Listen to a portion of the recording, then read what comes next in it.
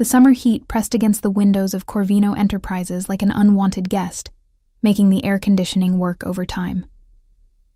I adjusted my collar for the third time that morning, the fabric scratching against skin that still felt raw, despite the concealer I'd layered on before dawn. The elevator mirror had shown me what I already knew. No amount of makeup could hide what I was trying to conceal. Not really. It just made the lie more elaborate. My fingers trembled slightly as I sorted through the morning correspondence, a stack of envelopes and reports that needed Theo Corvino's attention before his 9 o'clock meeting. 6 months I'd worked here, 6 months of learning his preferences. Black coffee, no sugar. Reports organized by urgency, not alphabetically. Phone calls screened with polite firmness. 6 months of watching him command rooms with nothing more than his presence, of seeing grown men stumble over their words when he asked a simple question. The bruise on my left arm throbbed beneath the long sleeves of my blouse. July in the city, and I was dressed for October. The other secretaries had already made comments, gentle inquiries wrapped in concern that I'd deflected with practiced ease. "I run cold," I'd said, smiling the smile I'd perfected over years of explaining away things that shouldn't need explaining.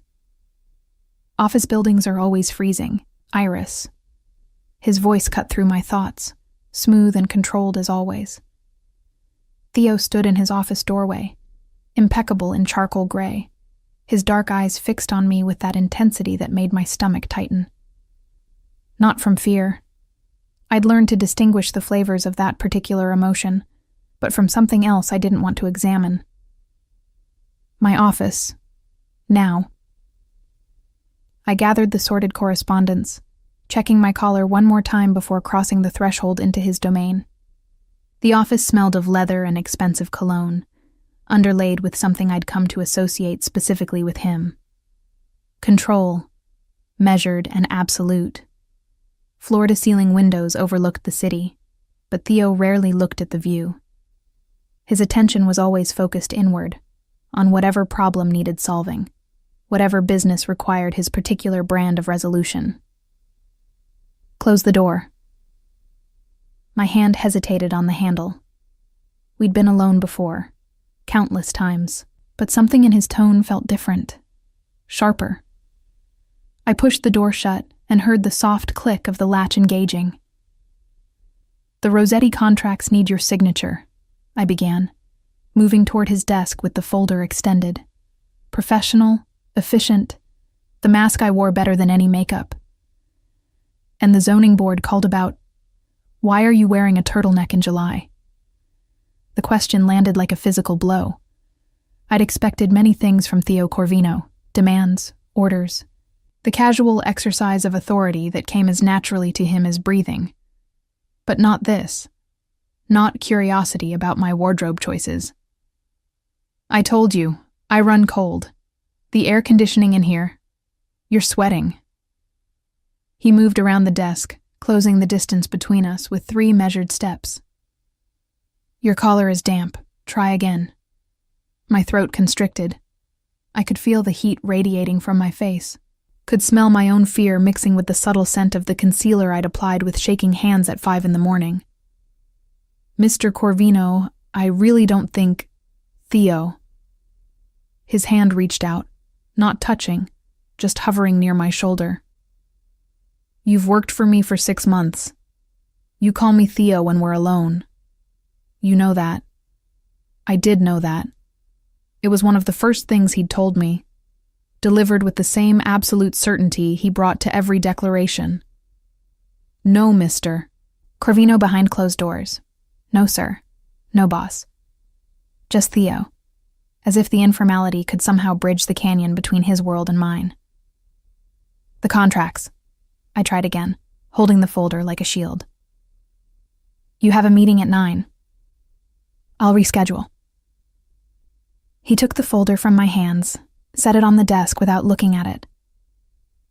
"What happened to your arm?" My heart hammered against my ribs.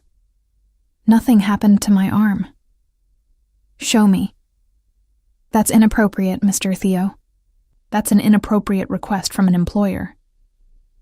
Something flickered in his eyes, there and gone too quickly for me to name. You're right. It is. He stepped back, giving me space I hadn't realized I needed. So, I'm asking as someone who's concerned. Please show me your arm. The please undid me. Men like Theo Corvino didn't say please, didn't ask when they could simply take.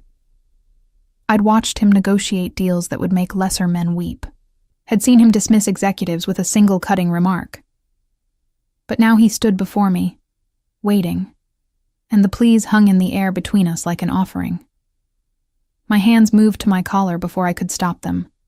The fabric slid down, exposing the mottled purple and yellow that bloomed across my collarbone, spreading down my shoulder like some grotesque flower. I heard his sharp intake of breath, watched his hands curl into fists at his sides.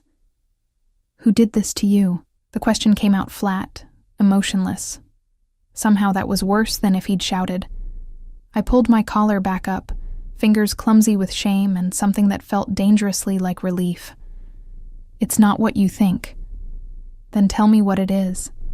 He moved to the windows, putting his back to me, giving me the privacy of his inattention. Tell me what I should think when my secretary comes to work in July wearing winter clothes and 3 layers of makeup. The story spilled out before I could stop it. My mother, Helena, who'd never been good at picking men. Humberto, her latest mistake, who drank too much and loved too little. Last night, when the shouting had started and then escalated into something worse. My mother's screams. My decision to intervene, to put myself between them, to take the blows meant for her. I got her out, I finished, my voice barely above a whisper. She's staying with my aunt across town. She's safe. Theo turned back to me, and what I saw in his face made my breath catch. Not pity. I'd learned to recognize that particular expression, had seen it in the eyes of teachers and social workers and well-meaning strangers my entire life. This was something else, something colder and infinitely more dangerous. Where is he now? Humberto. I don't know. Probably at the apartment, sleeping it off. I wrapped my arms around myself, suddenly cold despite the summer heat. It doesn't matter. My mother won't press charges. She never does. It matters. He crossed back to me, stopped just close enough that I could see the pulse jumping in his throat. Give me his address. I'll take care of it. And there it was. The offer I'd been afraid of, wrapped in concern but hiding something I recognized all too well. Violence answering violence. Power asserting itself through force. I took a step back, felt the desk press against my legs. No. His eyebrows rose fractionally. No?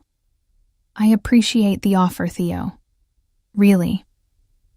But I don't need you to take care of it.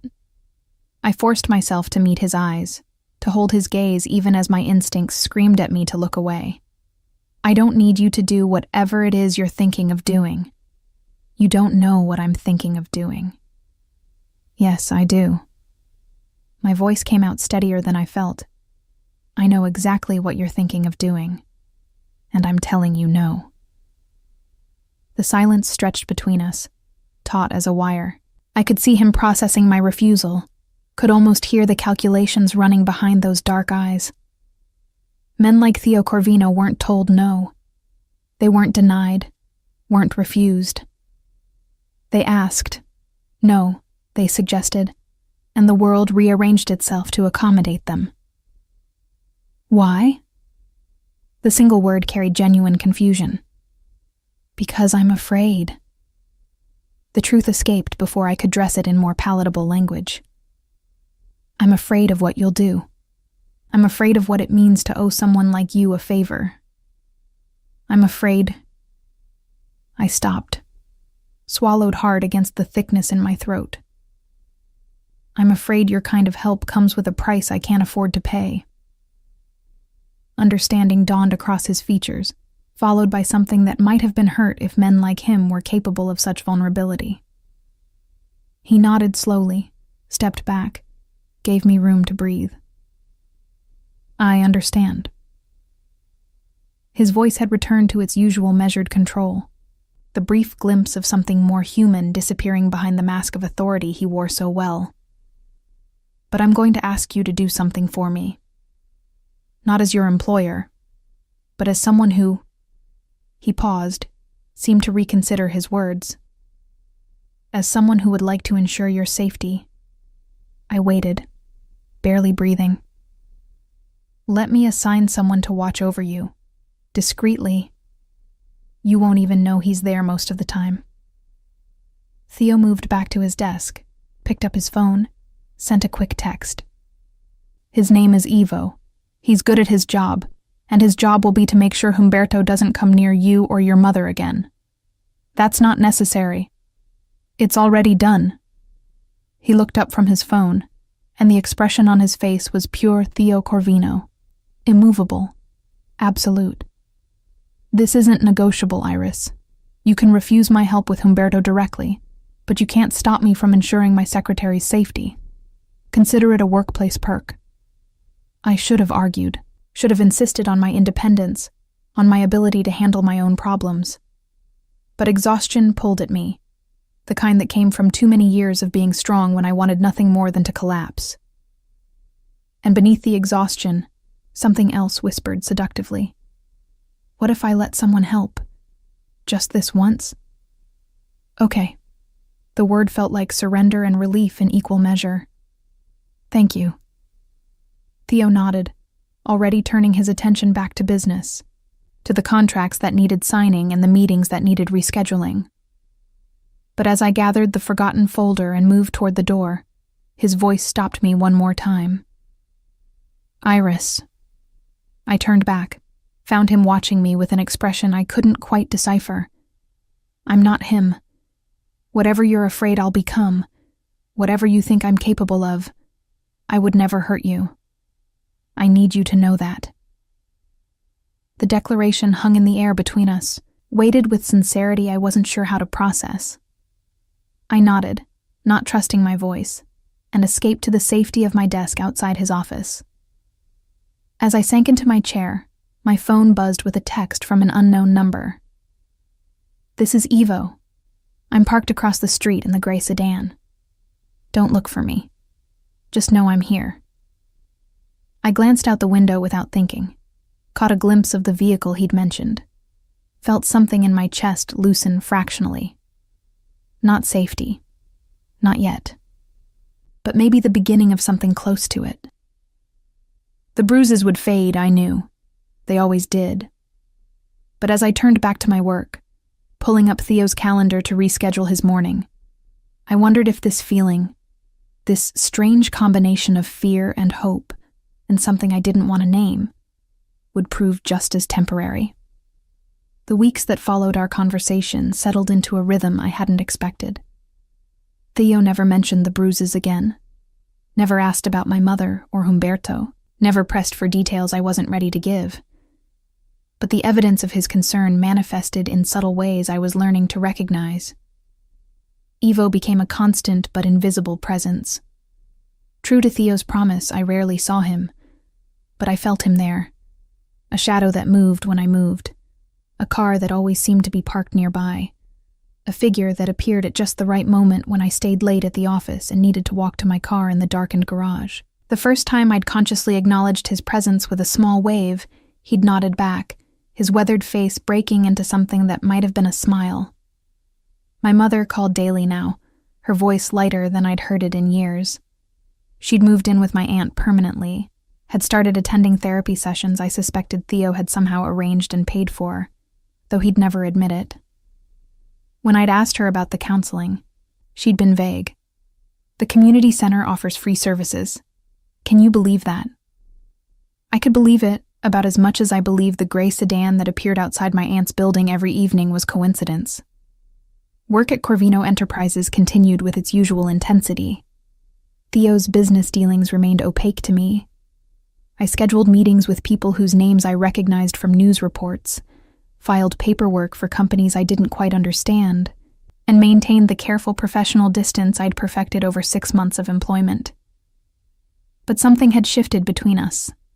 Subtle as a change in air pressure before a storm, I noticed how he never raised his voice in my presence, even when clients frustrated him or deals fell through.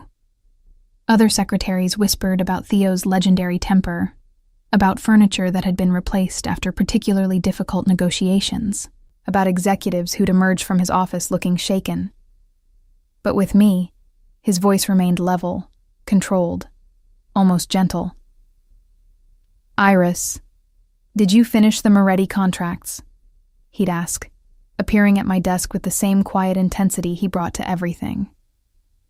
"Almost. I'm just double-checking the clauses on page 17. There's a discrepancy in the numbers that doesn't make sense." He'd lean over my shoulder to examine the document, close enough that I could smell his cologne, something expensive and understated that probably cost more than my monthly rent. Not that I thought about things like that anymore. Not since Theo had quietly arranged for my salary to increase by 30%, citing my exceptional attention to detail when I'd questioned it. "Good catch." His finger would point to the error, never touching mine, but close enough that I felt the warmth radiating from his skin. "This is why I keep you around." "I thought you kept me around for my winning personality." I'd shoot back, the words escaping before I could stop them. It was a dangerous game I'd started playing, this casual insolence that I somehow only dared with him. With other executives, I maintained perfect professionalism. With clients, I was efficiency personified. But with Theo, I found myself pushing boundaries I didn't even know existed, testing limits he never seemed to enforce. His eyes would crinkle slightly at the corners, the closest thing to a smile I usually got from him. That too. 3 months after the morning he'd first seen my bruises, I made my biggest mistake. I'd stayed late to finish a presentation for his meeting with the zoning board, had been so focused on perfecting the slides that I hadn't noticed the time. When I finally looked up, the office was dark, except for the lamp at my desk, and the light spilling from Theo's office. I gathered the printed materials, knocked on his door frame. "I have the presentation ready. Do you want to review it now, or should I leave it on your desk?" "Come in." He was standing at his window, jacket discarded, sleeves rolled up to reveal forearms that my treacherous brain insisted on noticing. "What time is it?" "Almost 9. He turned, frowning. "You should have gone home hours ago. Is Ivo still here?" "He leaves at 7 unless I tell him otherwise." I set the presentation on his desk, tried to ignore the flutter in my stomach that his concern created. "I can take the subway. It's fine." "It's not fine." He pulled out his phone, typed quickly. "Ivo will be here in 15 minutes. Wait in your office until he arrives." "Theo, I'm perfectly capable." "I know you are." His voice softened fractionally. "Humor me anyway." I should have argued, should have insisted on my independence, on my ability to navigate the city I'd lived in my entire life. But the truth was, having Ivo's protection had become something I relied on more than I wanted to admit. Something that let me breathe easier, sleep better, move through my days without the constant low-grade fear that had been my companion for so long. "Thank you." The words came easier now than they had 2 months ago. "Coffee?" He moved to the small kitchen area in his office, a luxury most executives didn't have. "I'm about to make some. I have another few hours of work ahead of me." I should have declined, should have maintained the professional boundary between employer and employee, boss and secretary.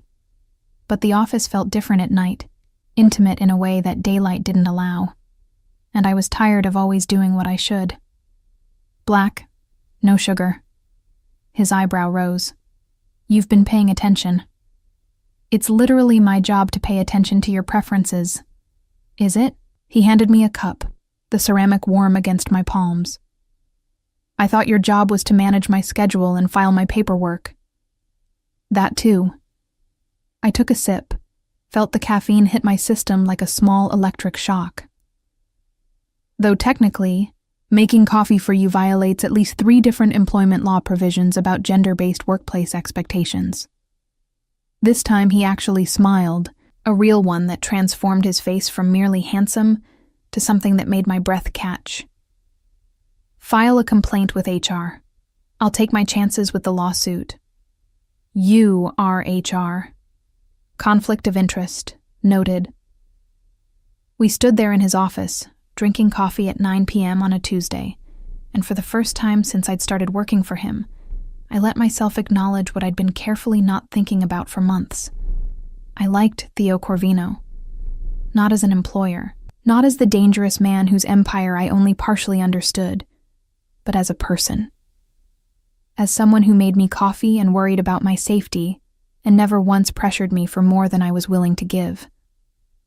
The moment shattered when my phone buzzed. Ivo, announcing his arrival. I set down my cup, gathered my things, tried to ignore the disappointment that felt entirely too much like longing. Iris, Theo's voice stopped me at the door. Be careful going home. I always am, I know. His eyes held mine for a beat too long, but be careful anyway. The next morning, I arrived at my desk to find flowers. Not roses, too obvious, too much, but a simple arrangement of white lilies in a crystal vase. No card, no explanation, just beauty sitting on my desk like a question I wasn't ready to answer. Secret admirer? Gabriella from accounting waggled her eyebrows suggestively as she passed. Probably a client, I lied, already knowing the truth. Knowing it in the way the flowers were arranged. Simple, elegant, understated. Knowing it in the way they appeared the morning after I'd stayed late. After we'd shared coffee in his office like actual human beings instead of employer and employee. Theo emerged from his office at exactly 8:30, same as always. His eyes flickered to the flowers, then to my face, but his expression revealed nothing. Good morning, Iris. Do I have any urgent messages? 3. I've prioritized them by deadline. I handed him the notes, kept my voice professional, gave no indication that my heart was beating faster than it should. And the zoning board loved the presentation. They want to schedule a follow-up meeting next week. Excellent work. He took the messages, turned to go, paused. The flowers suit you. Then he was gone, disappearing into his office and closing the door behind him, leaving me staring at white lilies and wondering what game we were playing and whether I had any hope of winning. The lilies lasted a week before I finally threw them away, their petals browning at the edges like my resolve. More flowers appeared the next morning. Orchids this time, exotic and expensive, still with no card. I'd stopped bothering to pretend they weren't from Theo. Everyone in the office knew, even if no one said it aloud. 4 months into working for him, I got sick. Nothing dramatic, just a nasty flu that left me feverish and miserable, calling into work for the first time since I'd started at Corvino Enterprises. Theo's response came within minutes of my text. Stay home. Take care of yourself. Your sick days are paid. I should have known that wouldn't be the end of it. The knock on my apartment door came at noon. I dragged myself from the couch where I'd been rotting in my pajamas, fully prepared to tell whatever delivery person was there that they had the wrong address. Instead, I found Ivo standing in the hallway, holding a bag that smelled like chicken soup and medicine. Mr. Corvino asked me to check on you, he said, his gravelly voice somehow reassuring. May I come in? My apartment was a disaster. Tissues everywhere, dishes in the sink, me looking like death warmed over. Pride warred with practicality and lost. Sure. Come in. Ivo didn't comment on the mess. He simply moved to my tiny kitchen, unpacked the bag. Soup, crackers, medicine, orange juice, and tea that probably cost more than my monthly grocery budget. He wanted to make sure you had everything you needed. He didn't have to do this. No, Ivo agreed, arranging everything on my counter with surprising care for such a large man. But he wanted to. There's a difference. After he left, I sat on my couch staring at the provisions Theo had sent, trying to reconcile this gesture with the man I'd been so afraid of 5 months ago. The man I'd been certain would respond to violence with violence, who would solve my problems through force and intimidation and power. Instead, he'd sent soup. I returned to work 3 days later, still slightly weak but functional. Theo looked up from his desk when I knocked, and something in his face shifted when he saw me. "You look pale. Should you even be here?" "I'm fine." The soup helped. I set his coffee on the desk, back to our usual routine, as if the flowers and the care packages had never happened. "You have a conference call at 10 with the Marsetti family. The Marsettis can wait." He stood, came around the desk, and before I could process what was happening, he'd placed the back of his hand against my forehead. The touch was clinical, impersonal, but it sent electricity racing down my spine anyway. "You're still warm." "I'm always warm when I'm nervous. Are you nervous now?" "You're touching me." He pulled his hand back immediately, stepped away, gave me space I suddenly didn't want. "I apologize. That was inappropriate." "It was," I agreed, even as some traitorous part of me wanted to lean into his touch, to let myself be cared for by someone who seemed to do it without expecting anything in return. "But thank you. For the soup, and the medicine, and everything." You're welcome." He returned to his desk, became all business again. "The Marsetti call is at 10, you said?" "Yes. Reschedule it. I need you to go home and rest properly." "Theo." "Not negotiable, Iris." His voice was firm but not unkind. "You're no good to me if you collapse. Evo will drive you home." I wanted to argue, wanted to insist that I was fine, that I didn't need protecting or coddling or whatever this was. But the truth was, I was exhausted. And the idea of going home to my couch, of sleeping without worrying about bills or work or my mother, was too tempting to refuse.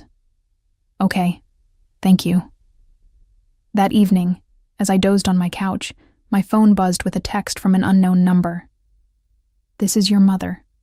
I'm using your aunt's phone. The strangest thing happened today. A woman from some community foundation came by and offered me a part-time job. Administrative work, good pay, flexible hours. Do you know anything about this?" I stared at the message for a long time before responding. "That's wonderful, Mom. You should take it." I didn't tell her that I recognized the foundation's name from Theo's files. Didn't mention that I'd seen the paperwork for its funding just last week. Some things were better left unspoken. 6 months into my employment, Humberto made his first appearance since that night. Ivo called me at work, his voice tense. "He's outside your mother's building. I've already alerted the authorities, but I thought you should know." Terror clawed at my throat. "Is my mother okay?" "She's inside, safe. He hasn't approached the building. He's just sitting in his car across the street, but Mr. Corvino should be informed." "No." The word came out too sharp. "Don't tell him. I'll handle it." "Miss Frere, please, Ivo. Just keep watching. Make sure my mother stays inside. I'll figure out what to do." I hung up and tried to focus on work, but my hands trembled as I typed. Theo noticed immediately. "What's wrong?" "Nothing, just tired." He studied me for a long moment. "You're lying. You've never been a good liar, Iris. One of the things I appreciate about you." "It's personal. I'll handle it." "Is it Humberto?" My head snapped up. "How did you—" "Ivo reports to me. He called while you were on the phone with him." Theo's voice was carefully neutral, but I could see the tension in his shoulders. "Where is he?" "It doesn't matter. I told Ivo to just watch, to make sure he doesn't do anything. The police won't do anything unless he actually threatens someone." Theo's jaw tightened. "You know how this works, Iris. You've lived it before." I had. God, I had.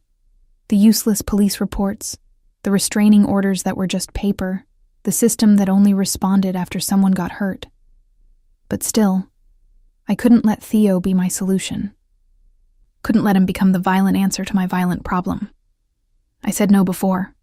That hasn't changed. I'm not asking permission. He stood, grabbed his jacket.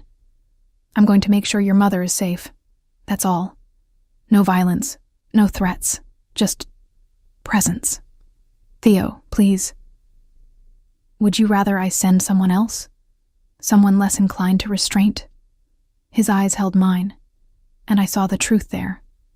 He would do this whether I agreed or not. The only choice I had was whether it would be him or one of the men who worked for him, men who might not share his careful control. Go. The word tasted like surrender. But if you... I won't. He crossed to me, close enough that I could see the gold flecks in his dark eyes. I gave you my word once, Iris. I'm not him. I'm not any of them. Let me prove it. He left, and I sat at my desk trying to work and failing miserably. 45 minutes later, my phone rang. My mother, using her own phone this time, her voice shaky but relieved. The strangest thing just happened.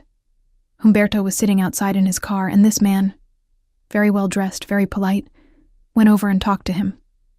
I couldn't hear what they said, but Humberto left. Just drove away. And then the well-dressed man looked up at my window and nodded, like he knew I was watching, before he got in his own car and left too. That's good, Mom. That's really good. Do you know anything about this? About any of this? The job, the man, the way Humberto just disappeared? I have a very protective boss, I said carefully. That's all. Theo returned to the office an hour later, his expression unreadable. I looked up from my work as he approached my desk, my heart in my throat. Is he gone? He won't be bothering your mother again. Theo's voice was calm, matter of fact. I made it clear that there are consequences for harassment, legal consequences, financial consequences. I didn't touch him, Iris. I didn't even threaten him directly. I just explained his options. Relief and something else, something warm and dangerous, flooded through me. Thank you. You're welcome. He started toward his office, paused. For what it's worth, you were right to be afraid of what I could do. I am capable of violence. I won't lie to you about that. But I'm also capable of restraint, of choosing not to solve every problem with my fists. He looked back at me, and the vulnerability in his expression made my chest ache. I need you to know the difference. I did know. God help me. I was starting to understand exactly what Theo Corvino was capable of, both the darkness and the light. 8 months. That's how long it took for me to stop flinching when Theo raised his hand to gesture during a conversation. 8 months of watching him navigate the world with careful control, of seeing him choose patience over power, restraint over retribution. 8 months of falling for him despite every warning bell in my head.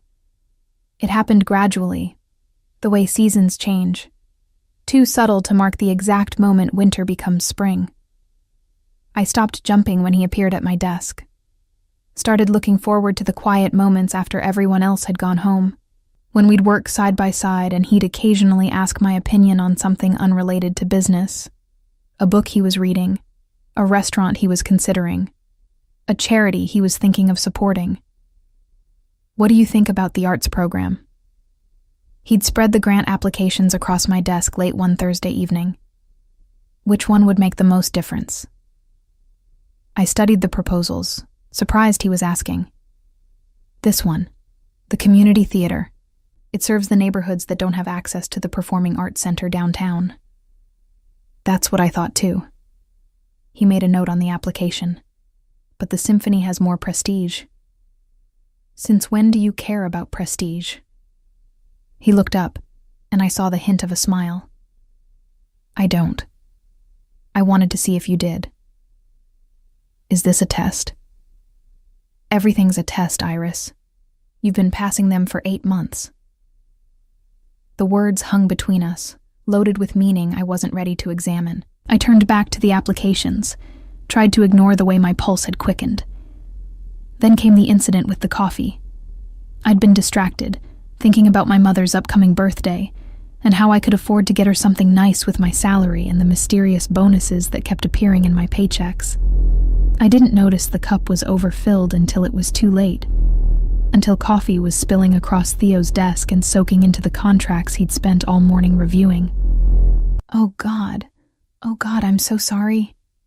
I grabbed napkins, started blotting frantically at the spreading stain, my hands shaking with the adrenaline spike of having made a mistake. A big mistake. The kind of mistake that got people fired. Theo stood, moved around the desk, and I braced myself for the yelling. For the anger I'd never actually witnessed directed at me but had been waiting for anyway, certain it would come eventually because it always did. Men like him, powerful, controlled, dangerous, they all had breaking points. Iris. His hand covered mine, stilling my frantic movements. Breathe. I ruined the contracts, the Benedetti contracts. They're due tomorrow, and I ruined them. They're backed up digitally. We'll print new ones. His voice was calm, patient, impossibly gentle. It's just coffee. But I made a mistake. It happens. He took the soaked napkins from my trembling hands, set them aside, studied my face with that intensity I still wasn't used to. Why are you shaking? Because I'd been waiting for this moment. Waiting for the anger, the violence, the proof that I'd been right to be afraid. But it wasn't coming. Instead, Theo was looking at me with concern, his hands gentle as they steadied mine. I thought you'd be angry. I'm not angry. He frowned. Has anyone here made you feel like mistakes aren't acceptable? No. Everyone's been great. It's not that. I tried to pull my hands away, but he held them firmly, not painfully, just enough to keep me grounded. I'm not good with anger, yelling, that kind of thing. Understanding dawned in his eyes. Because of him, Humberto, and others before him. The admission slipped out. My mother has terrible taste in men. I grew up knowing that when things got spilled or broken or messed up, someone paid for it. Usually her. Sometimes me. Theo's jaw tightened, but his hands remained gentle on mine. I'm not them. How many times do I have to prove that before you believe it? I do believe it. And I did. That was the terrifying part. I'm just still adjusting. Then adjust. He released my hands, stepped back, gave me space. But know this. You could spill coffee on me every day for a year, and I still wouldn't raise my voice to you. That's not who I am with you. That's not who I'll ever be. That night, I went home and cried. Not from fear or frustration, but from the sheer overwhelming relief of being believed. Of not having to perform perfect competence every second of every day. Of being allowed to be human and fallible and still valued. The next morning, there were flowers on my desk again. Peonies this time, soft pink and ridiculously beautiful. You're going to run out of flower varieties eventually, I told Theo when he emerged from his office. There are over 400,000 species of flowering plants on Earth. He accepted his coffee, carefully poured this time, without breaking eye contact. I think we'll be fine. This is excessive. Is it making you uncomfortable? I considered lying, considered maintaining the professional distance that had been eroding for 8 months. But I was tired of lying, tired of hiding what I felt. No, it's making me happy. That's what makes me uncomfortable. Why? Because happy isn't safe. The words escaped before I could stop them. Happy means having something to lose. Theo set down his coffee, moved closer to my desk. You already have something to lose, Iris. You have your mother, your job, your safety. The flowers don't change that. They change how I feel about the person giving them to me. And how do you feel about that person? I met his eyes, saw the vulnerability there that he tried so hard to hide, saw the question he wasn't quite asking, the hope he wouldn't let himself express directly. Confused, grateful, terrified. I took a breath. Interested. Interested. He repeated the word like he was tasting it, testing its weight. I can work with interested. Theo, I'm not going to push Iris. I've waited 8 months. I can wait longer. He picked up his coffee again. All business. But I need you to know, when you're ready, if you're ever ready, I'm here. Not as your boss. As someone who would very much like to take you to dinner somewhere that doesn't involve discussing work. He disappeared into his office before I could respond, leaving me staring at pink peonies and trying to remember why getting involved with my boss was a terrible idea. The problem was, I couldn't remember. All I could think about was the way he'd looked at me, like I was something precious, something worth waiting for, like I mattered beyond my utility, beyond my ability to schedule meetings and file paperwork. 2 weeks later, I got sick again. Nothing serious, just a headache that had bloomed into a migraine during the afternoon. I tried to push through, tried to maintain my usual efficiency, but Theo noticed within minutes. Go home. I'm fine. I just need some aspirin. You're squinting at your computer screen, and you've been rubbing your temples for the last 20 minutes. Go home, Iris. That's not a request. I wanted to argue, but my head was pounding too hard to form a coherent protest. Ivo drove me home, helped me to my door with the same careful courtesy he always showed. I collapsed on my couch, drew the curtains against the too bright afternoon light, and tried to sleep. The knock came an hour later. I almost didn't answer it, but the knocking was gentle, persistent, and somehow I knew who it would be before I opened the door. Theo stood in my hallway holding a pharmacy bag and looking completely out of place in his expensive suit against the backdrop of my shabby apartment building. You came yourself. I wanted to make sure you were okay. He held up the bag. I brought migraine medication. The prescription kind. I called your doctor.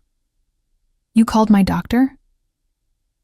I may have mentioned I was your boyfriend and very concerned about your well-being. He had the grace to look slightly sheepish. She was very helpful once I explained the situation. We're not dating. I know, but employer checking on employee doesn't inspire the same level of medical cooperation. He stepped into my apartment when I moved aside, looked around at the small space I'd made home. This is nice. It wasn't nice. It was small and shabby, and nothing like the places Theo was used to. But he said it like he meant it, looking at the bookshelf I'd assembled myself, and the plants I somehow kept alive despite my irregular schedule. You didn't have to come here yourself. I wanted to. He set the medication on my coffee table, studied my face in the dim light. How bad is it? Bad enough that I'm seeing spots. Then take this. He opened the medication, shook out a pill, handed it to me with the water bottle he'd also brought, and lie down. I'll stay until you fall asleep. Theo, you can't. I can, and I will. He guided me gently to my couch, waited while I took the medication, then did something that made my heart stop. He sat on the floor beside the couch, his back against it, close enough that I could have reached out and touched his shoulder. Sleep, Iris. I'm not going anywhere.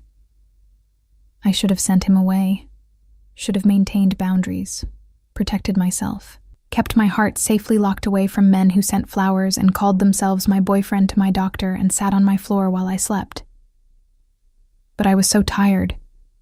Tired of being strong, tired of being alone, tired of being afraid. Thank you, I whispered, already feeling the medication pulling me under. You're welcome. His voice was soft in the darkened room. Sleep well. I woke 3 hours later to find him exactly where he'd been, his jacket discarded, his tie loosened, his head tilted back against the couch. He'd stayed. The dangerous, powerful man who ran an empire had spent his afternoon sitting on my floor, making sure I was safe. "You're awake." He turned slightly, looked up at me. "How's your head?" "Better." I sat up slowly, processing the strangeness of having Theo Corvino in my living room. "You really stayed." "I said I would. People say a lot of things they don't mean. I'm not people." He stood, stretched muscles that must have cramped from sitting on the floor for hours. "I'm someone who keeps his promises. Especially to you." The weight of those words settled over me, heavy with implication. I looked at this man who I'd been so afraid of, who I'd been so certain would hurt me the way other men had hurt my mother. But 8 months had shown me something different. 8 months of patience, of gentleness, of choosing restraint when power would have been easier. Theo, his name felt different on my tongue, weighted with everything I'd been afraid to say. "I think I'm ready." "Ready for what?" "Dinner. Not as your secretary. As," I took a breath, took the leap, "as someone who's interested." The smile that spread across his face was worth every moment of fear, every second of doubt. "Finally." "Don't get cocky. I'm still terrified." "Good." He moved closer, knelt beside the couch so we were eye to eye. Being terrified means you're paying attention. It means you understand what's at stake. His hand came up to cup my face, gentle as always, his thumb brushing across my cheekbone. "But I promise you, Iris, whatever you're afraid of, whatever you think this could become, I will never be what you fear. I'll prove it to you every day for the rest of our lives if that's what it takes." I leaned into his touch, let myself finally believe what 8 months had been trying to teach me. Some men kept their promises. Some men chose patience over violence, protection over possession. Some men sent flowers and sat on floors and called themselves your boyfriend to get you medication. "Kiss me," I whispered, feeling brave and terrified in equal measure. He did, soft and careful and perfect, like I was something precious he was afraid of breaking. And for the first time in my life, I let myself believe that maybe, just maybe, I could be both precious and safe. Dating Theo Corvino was nothing like I'd expected, and exactly what I should have known it would be. He was patient, careful, always asking permission before crossing boundaries I'd spent years erecting. Our first official date was dinner at a small Italian restaurant in a neighborhood far from the usual places his business took him. Somewhere quiet where we could just be two people sharing a meal instead of employer and employee. "You're nervous," he observed, watching me fidget with my napkin. "Everyone's staring at us. They're staring at me. They always do." He reached across the table, took my hand in his. "But I only see you." It should have sounded like a line. From anyone else, it would have been. But Theo said it with the same matter-of-fact certainty he brought to every declaration, like he was simply stating an observable truth. Over pasta and wine. 1 glass for me, since he remembered I didn't drink much. He told me things about himself I'd never known. About his childhood in a neighborhood not unlike where my mother lived now. About the father who'd built an empire through equal parts vision and ruthlessness. About the choice he'd made to continue that legacy while trying to do it differently. "I won't pretend I'm a good man, Iris. My business involves things you're better off not knowing about." His thumb traced patterns on the back of my hand. "But with you, I want to be better. You make me want to be better. I don't think I should have that much power over you. Too late. You already do." We left through the kitchen, Theo's way of avoiding the photographers who'd apparently learned about our dinner, and he drove me home in a car that probably cost more than my entire building. At my door, he kissed me goodnight, with the same careful restraint he'd shown in my apartment, never pushing for more than I was ready to give. "I'll see you at work tomorrow," he said, smiling at my raised eyebrow. What? You thought I'd let you quit? Isn't it a conflict of interest? Probably. But you're excellent at your job, and I'm not letting you go. His hand cupped my face, thumb brushing my cheekbone in that gesture that had become familiar. Unless you want to quit, I'd understand if... I kissed him to shut him up, poured 8 months of want and fear and hope into it, and felt him smile against my lips. I'll take that as a no. Work the next day was surprisingly normal. We maintained our professional dynamic, though I caught him watching me sometimes with an expression that made my stomach flutter. The other secretaries noticed, of course they did, but no one said anything directly. Theo Corvino's personal life was apparently off-limits for office gossip. 3 months into our relationship, he took me to meet his mother. Gabriella Corvino was a small, fierce woman who took one look at me and pulled me into a hug that smelled like garlic and expensive perfume. Finally, he brings a girl home who looks at him like a person instead of a meal ticket. She held me at arm's length, studied my face with dark eyes that were remarkably similar to her son's. You're good for him, I can tell. Dinner at the Corvino family home was overwhelming in the best way. Theo's sisters, 3 of them, all loud and opinionated and nothing like the quiet, controlled man I knew, peppered me with questions while his mother kept piling food on my plate. His younger brother, Gilberto, pulled me aside at one point. You're different from the others he's dated, he observed, watching Theo argue good-naturedly with his sister Helena about politics. You don't seem afraid of him. Should I be? Most people are. Gilberto studied me thoughtfully. But I guess you've seen the parts of him he hides from everyone else. The parts that are actually kind. I had. God, I had. 6 months of dating. Theo had shown me layers I never expected. The man who called his mother every Sunday, who remembered his nieces' and nephews' birthdays, who donated anonymously to causes he believed in, and never sought credit for his generosity. He's a good man, I said simply. He is with you. Gilberto's expression grew serious. Whatever you're doing, whatever you bring out in him, keep doing it. We've never seen him this happy. The real test came when I finally invited him to meet my mother. She'd been nervous for days, cleaning her small apartment until it gleamed, fretting about what to cook for the man who'd, though she didn't know all the details, basically saved her life. Mom, he's not going to judge your cooking. He owns half the restaurants in the city, Iris.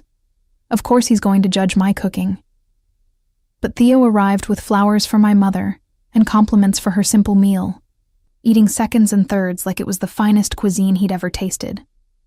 He asked about her job, the one he'd arranged through his foundation, and listened to her talk about her work with genuine interest. After dinner, he helped with the dishes despite my mother's protests, and I watched from the doorway as they worked side by side, this powerful man and my fragile mother, and felt something shift in my chest. He's wonderful, my mother whispered to me later as Theo took a phone call on the small balcony. Nothing like... I know.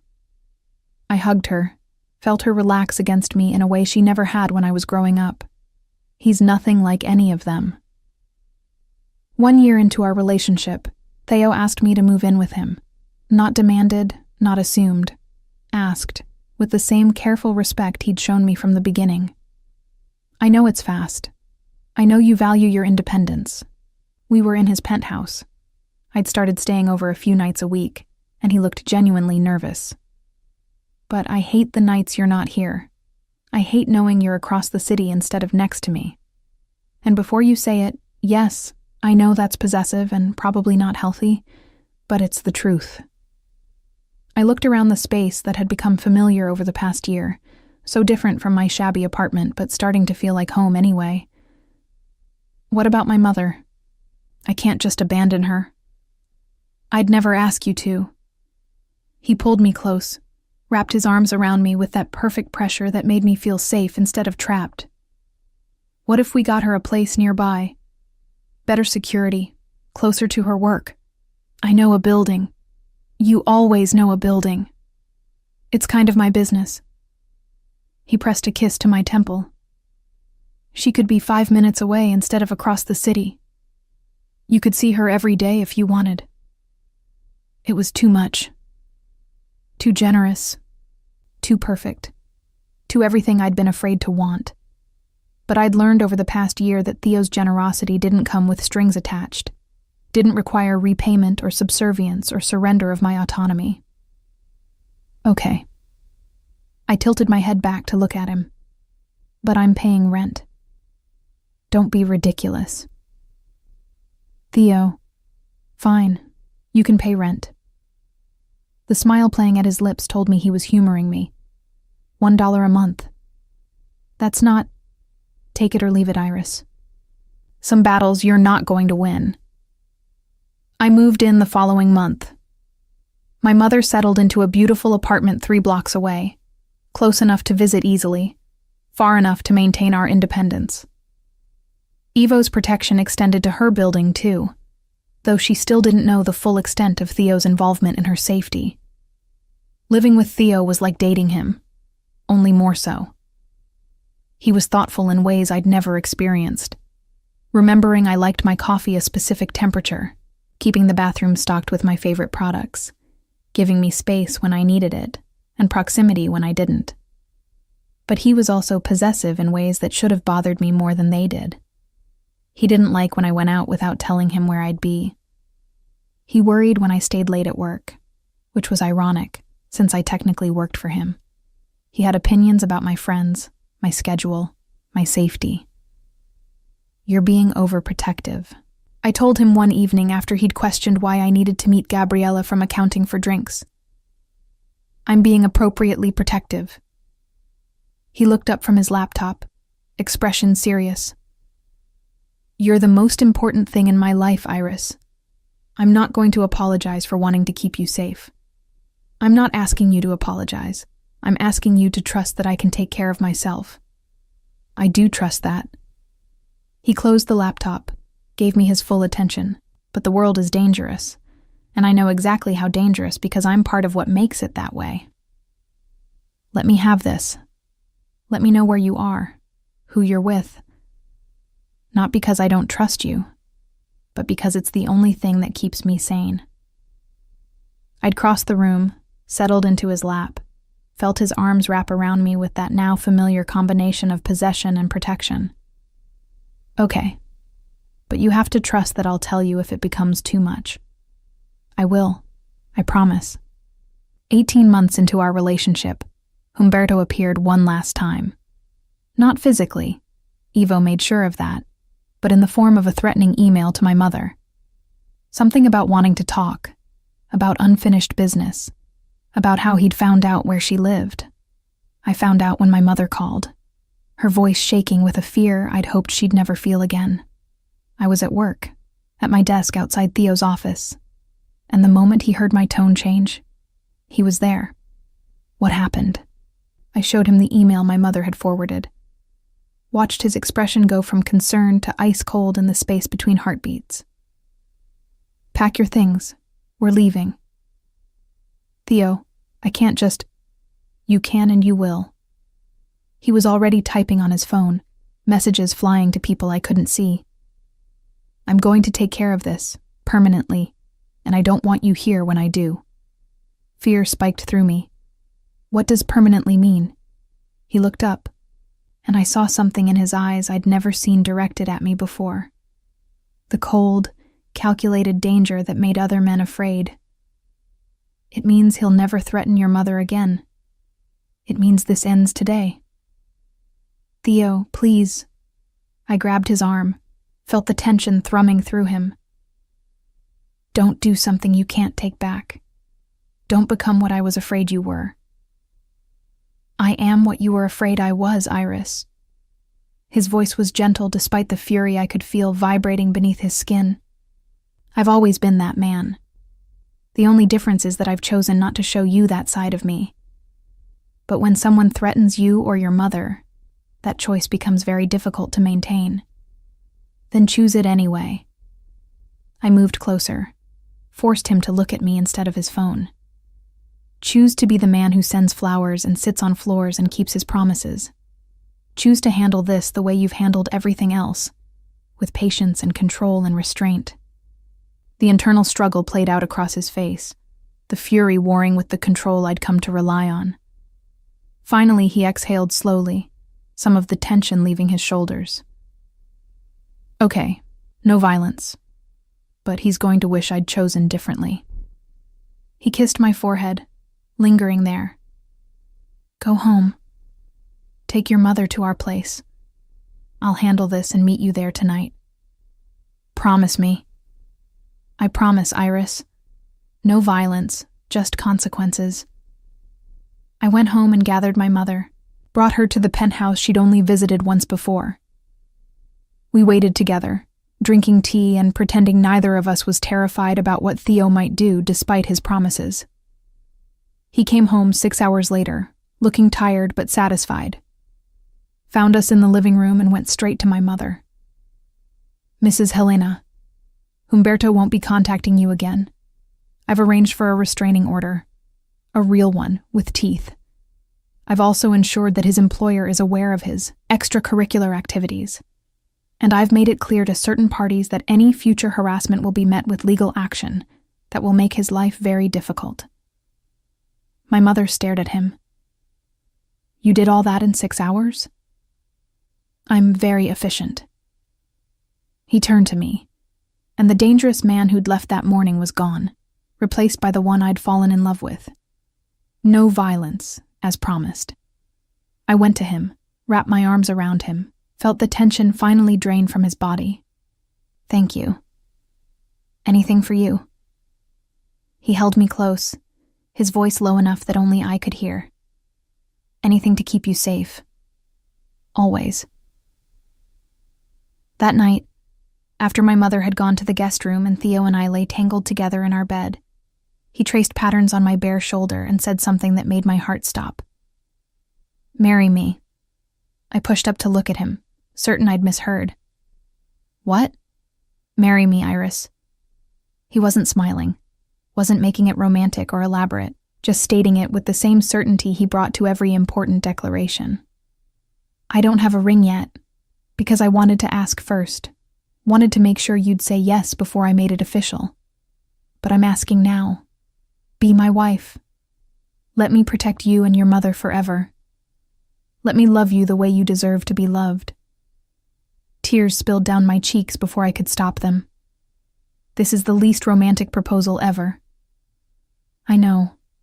I'm terrible at this.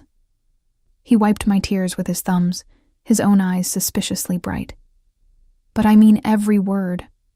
I want forever with you, Iris. I want to wake up next to you every morning and know that you're mine and I'm yours. I want to build a life together, a family together. I kissed him, poured everything I felt into it. The fear and the hope and the love I'd been too afraid to name.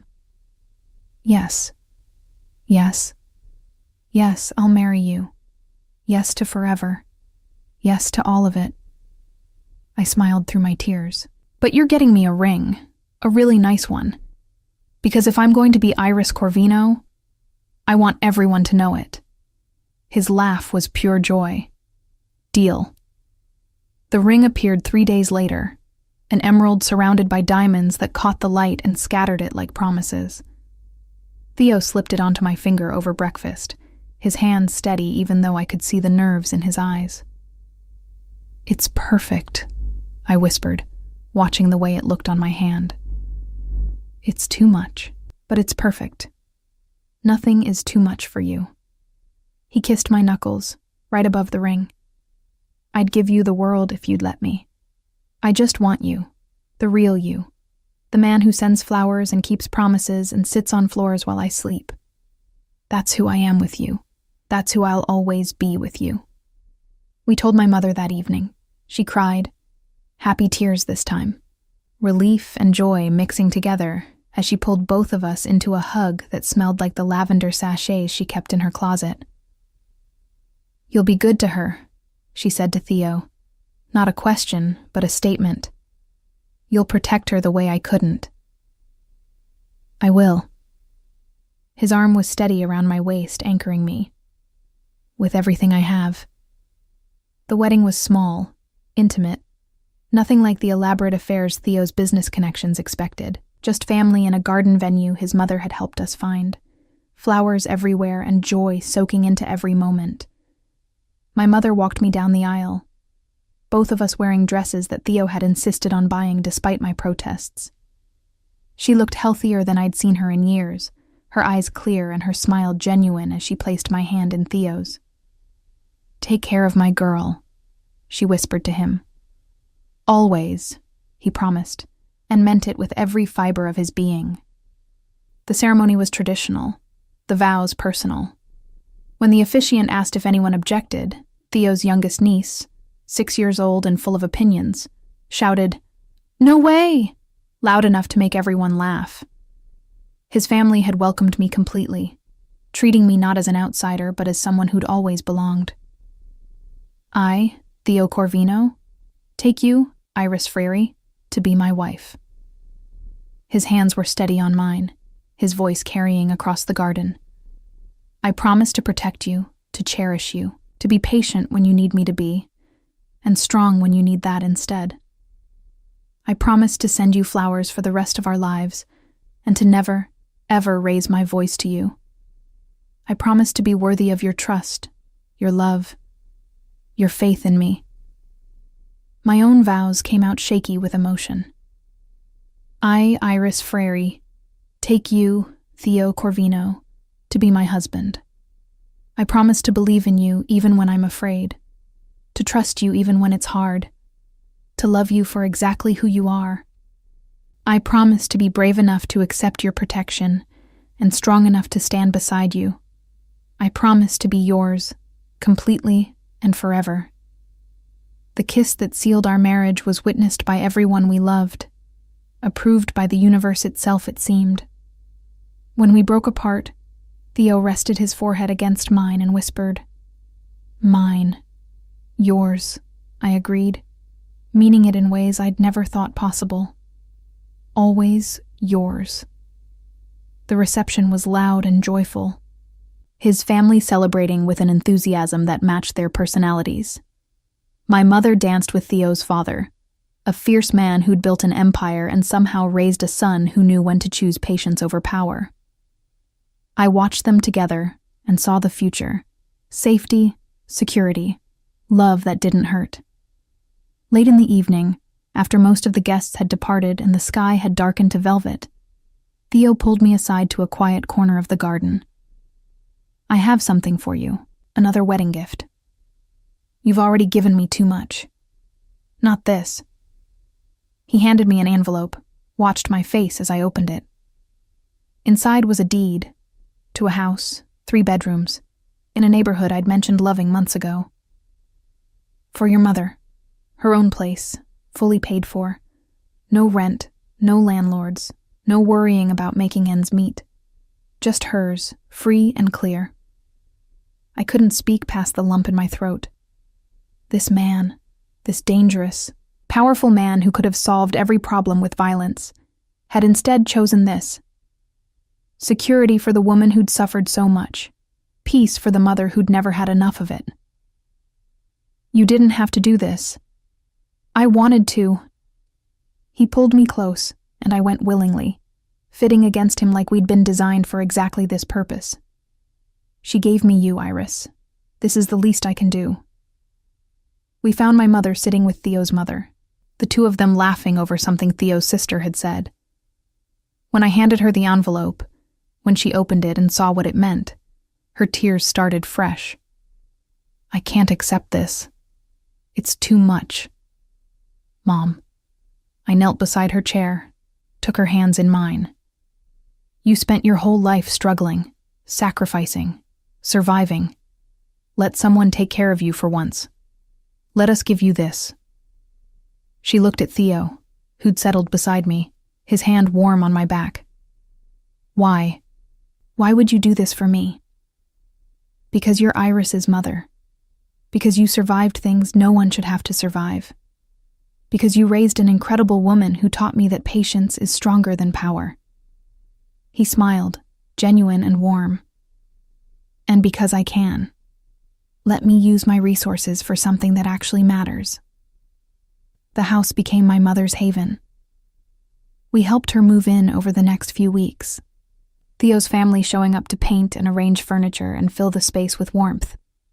Watching my mother settle into her own home, truly her own, with no fear of eviction or violence or instability, was almost as wonderful as marrying the man who'd made it possible. 6 months into our marriage, I stood in our penthouse kitchen making breakfast while Theo worked at his laptop at the counter. The morning sun streamed through the windows, catching on my wedding ring and scattering light across the marble. "You're staring," I said, without looking up from the eggs I was scrambling. "You're beautiful." I'm allowed to stare at my wife. "You see me every day." "I know. I'm very lucky." He closed his laptop, came around the counter to wrap his arms around me from behind. His chin rested on my shoulder, his breath warm against my neck. "Do you know what today is?"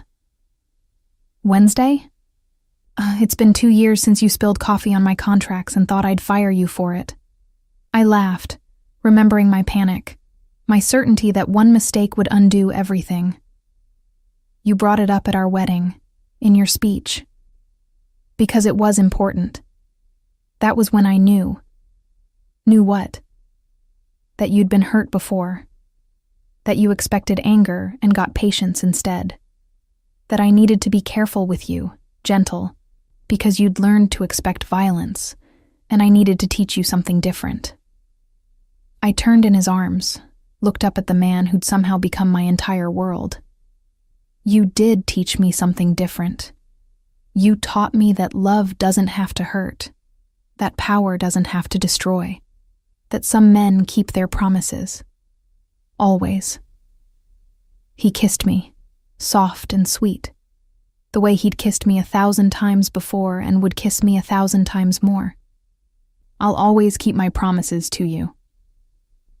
My mother called later that afternoon, excited about the garden she was planting in her backyard. Theo's gift had included landscaping, and she'd discovered a passion for growing things in soil that was finally, truly hers. "You should see the tomatoes, Iris. They're going to be beautiful." "I'll come by tomorrow. We can have lunch in your new gazebo." "Bring Theo. I made that pasta he likes." I smiled, watching my husband through the window where he'd taken a call on the terrace. "I will, Mom. I love you." "I love you too, sweetheart. And Iris, thank you." "For what?" "For being brave enough to trust him, for being strong enough to accept help, for showing me that happy endings are possible." After we hung up, I joined Theo on the terrace. The city spread out below us, vast and complicated, and full of both beauty and danger. But up here, in this space we'd carved out together, I felt safe. "Everything okay?" he asked, pulling me against his side. "Everything's perfect." And it was. Not perfect in the fairy tale sense. We still argued sometimes, still navigated the complexities of our different worlds, still worked to balance his protective instincts with my need for independence. But perfect in the way that mattered. Honest, safe, built on a foundation of trust that had been tested and proven. "I'm glad." He pressed a kiss to my temple, a gesture that had become his signature. "Because I plan on everything being perfect for the next 50 or 60 years. Think you can handle that?" I looked up at him, at the man who'd proven that some powerful men chose patience, that some dangerous men chose gentleness, that some wealthy men chose to use their resources to protect instead of possess. "I think I can handle that."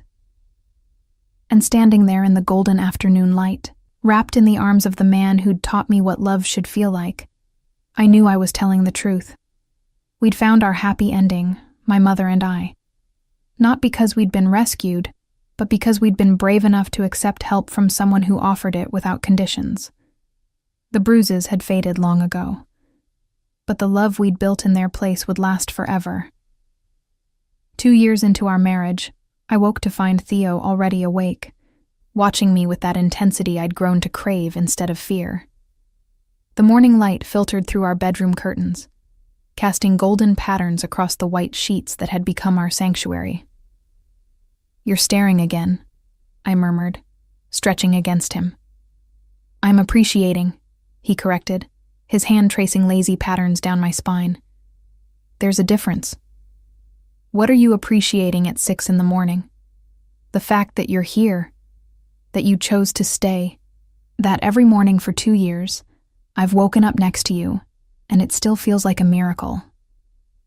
I propped myself up on one elbow, studying the face I knew better than my own now. The sharp angles had softened slightly with contentment, the lines around his eyes deepening from smiles instead of stress. He looked younger somehow, despite being 36 now, as if happiness had turned back time. "You say the most ridiculous things sometimes," I told him, but my voice was thick with emotion. "They're only ridiculous if they're not true." His hand came up to cup my face, thumb brushing across my cheekbone in that gesture that never failed to make my heart skip. "I love you, Iris Corvino. More today than yesterday. More tomorrow than today." "That's mathematically impossible. Love doesn't multiply infinitely. Watch me prove you wrong." He pulled me down for a kiss that tasted like promises and coffee and home. An hour later, we sat in our kitchen, a space we'd renovated together, arguing over cabinet colors and countertop materials until we'd found the perfect compromise. Theo insisted on making breakfast every Saturday, a tradition he'd started when we first got married and maintained with stubborn dedication. "Your mother called yesterday," he said, sliding perfectly scrambled eggs onto my plate. "She wants to host Sunday dinner at her place this week, something about showing off her new gazebo." I smiled, thinking of the transformation my mother had undergone over the past 2 years. The house Theo had given her had become a haven, not just for her, but for her growing circle of friends, women she'd met through the community center, neighbors who'd become confidants, a book club that gathered in her living room every Thursday. "She's happy," I said, more to myself than to him. "She deserves to be." Theo sat across from me, his own plate forgotten as he watched me eat. "You both do. We are, because of you." "No." His voice was firm. "You're happy because you chose to be, because you were brave enough to accept help, but strong enough to build your own life. I just provided resources. You did the hard work." It was a conversation we'd had variations of 100 times, me crediting him for our stability, him insisting I'd earned it myself. The truth, I'd come to understand, lay somewhere in between. Theo had opened doors, but I'd walked through them. He'd offered protection, but I'd chosen to trust it. He'd given us opportunities, but we'd made them into something meaningful. "The foundation is hosting a gala next month," I said, changing the subject before the emotion in my chest could overflow into tears. I'd taken on a larger role at Theo's charitable foundation over the past year, transitioning from his secretary to the foundation's program director. "We need to finalize the guest list." "Already done. Gabriella from accounting helped me yesterday." He grinned at my surprised expression. "What? I'm capable of handling administrative tasks." "You're capable of delegating administrative tasks. There's a difference." "Semantics." He took a bite of his eggs, then added casually, "I also may have arranged for your mother to be one of the honored guests. She doesn't know yet." My fork clattered against my plate. "Theo, she'll be terrified. All those wealthy people. We'll see a woman who survived impossible circumstances and built a beautiful life. A woman who raised an incredible daughter and now volunteers at 3 different community centers, helping other women find their strength." His eyes met mine, serious now. "Your mother is a warrior, Iris. It's time the world recognized that." Tears did fall then, hot and fast down my cheeks. Theo was around the table in an instant, kneeling beside my chair, his hands gentle as they wiped away the wetness. Happy tears? Or sad tears? Happy. Always happy with you. I pulled him closer, buried my face in his neck, breathed in the scent that meant safety and home. How did I get so lucky? I ask myself the same question every day. He held me until the tears subsided, then pulled back to look at me. There's something else I wanted to talk to you about. The seriousness in his tone made my stomach flutter. What is it? I've been thinking about expanding the Foundation's reach, opening satellite offices in other cities, helping more people. He stood, pulled me to my feet, led me to the living room where he'd apparently prepared a presentation on his laptop. But I wanted your input before making any decisions. For the next hour, he walked me through plans and budgets and possibilities. New programs for women escaping domestic violence, job training initiatives, housing assistance, educational scholarships. The scope was breathtaking, the potential impact immeasurable. This would change thousands of lives, I said, scrolling through the projections. That's the idea. He sat beside me on the couch, his hand finding mine. But I won't do it without you. This is our foundation now, Iris. Your vision matters as much as mine. Our foundation. 2 years ago, I'd been terrified of owing him anything, of being trapped by his generosity. Now we were partners in everything: marriage, business, life. The shift had been so gradual I'd barely noticed it happening, trust building layer by layer until the foundation was unshakable. I think it's brilliant, I said. But we'll need to hire more staff. I can't manage expansion and still be home for Sunday dinners with my mother. Already budgeted for it. I thought maybe we could promote Gabriella to assistant director. She's been asking for more responsibility. You've thought of everything. I try. He kissed my temple, lingering there. Though there is one thing I haven't figured out yet. What's that? When you're going to stop being surprised that I actually listen to you.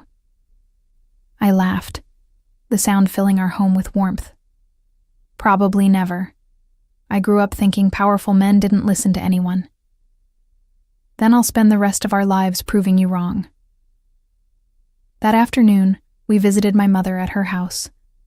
She greeted us at the door with flour on her apron and joy in her eyes, a combination I'd never seen before. Theo had given her this space to breathe, to heal, to become the woman she'd always been beneath the fear. I'm making bread, she announced, pulling me into a hug that smelled like yeast and happiness. Your grandmother's recipe. I found it in some old boxes and thought I'd try it. Theo followed us into the kitchen, immediately rolling up his sleeves to help without being asked. This too had become tradition. Saturday visits where we cooked together, told stories, laughed until our sides hurt. My mother treated Theo like the son she'd never had, and he responded with the same gentle respect he'd shown her from the beginning. Iris tells me you want to host Sunday dinner here next week, Theo said, kneading dough with surprising competence. His hands, which signed contracts worth millions, and had once, though he'd never confirmed it, done things I didn't want to know about, shaped bread with careful precision. If that's okay, I know you usually cook. It's more than okay, Helena. We'd be honored. He glanced at me, then back to my mother. Actually, there's something we wanted to tell you. About the Foundation Gala next month. I watched my mother's face as Theo explained about the honor, about wanting to recognize her volunteer work, about how much she'd inspired others in the community. Her hands stilled on the dough, her eyes growing wide and then bright with tears. I can't accept that. I'm nobody special. I just help out where I can. You're special to me, I said, moving to stand beside her. And to all the women you've mentored. You've turned your pain into purpose, Mom. That deserves recognition. I don't have anything to wear to a fancy gala. Already handled, Theo said with a smile. Iris and I would like to take you shopping next weekend. Our treat. No arguments. My mother looked between us, her expression a mixture of overwhelm and gratitude and love so pure it made my chest ache. You've both given me so much already. The house, the job, the safety. You gave me Iris, Theo interrupted gently. Everything else is just a thank you for that gift. Later, as we drove home through the city streets, I watched Theo navigate traffic with the same careful control he brought to everything. The man who could command a room full of powerful executives with a single look, who could make problems disappear with a phone call, who could be ruthless when necessary. That man sat beside me humming along to the radio, his hand linked with mine across the console. Thank you, I said into the comfortable silence. For what? For loving my mother like she's yours too, for making her feel valued and safe, for giving her a reason to bake bread and plant gardens and believe in happy endings. She's family. That's what you do for family. He brought our joined hands to his lips, pressed a kiss to my knuckles. Besides, she raised you. That makes her one of the most important people in my life. That night, we attended a business dinner with some of Theo's associates, the kind of event that had intimidated me when we first got married, but now felt routine. I'd learned to navigate these gatherings, had developed my own relationships with the wives and partners, had even started to understand some of the coded language the men used when discussing business. Your wife is a treasure, Corvino, one of the older men said, his accent thick with old country inflections. Smart, beautiful, and she doesn't gossip. Where did you find her? She found me, Theo replied, his hand possessive on my waist. Best thing that ever happened to me. The man laughed, clapping Theo on the shoulder. You've changed, my friend. Settled down, mellowed out. Marriage suits you. It does, Theo agreed, his eyes meeting mine across the table. It really does. On the drive home, he was quieter than usual, his expression thoughtful as he navigated the late-night streets. What are you thinking about? I asked. Children. The word hung in the air between us, weighted with possibility and hope and questions we'd danced around for months. Oh, I managed, my heart suddenly racing. I know we haven't really talked about it. I didn't want to pressure you, didn't want you to think I expected... He paused, seeming to gather his thoughts. But I'd like to have children with you, Iris. If that's something you want too. I thought about all the reasons I'd been afraid to bring it up myself. The fear of passing on trauma, of not being a good enough mother, of bringing children into a world that could be dangerous and cruel. But I also thought about the home we'd built, the safety we'd created, the love that filled every corner of our life together. I want that too, I whispered. I'm scared, but I want it.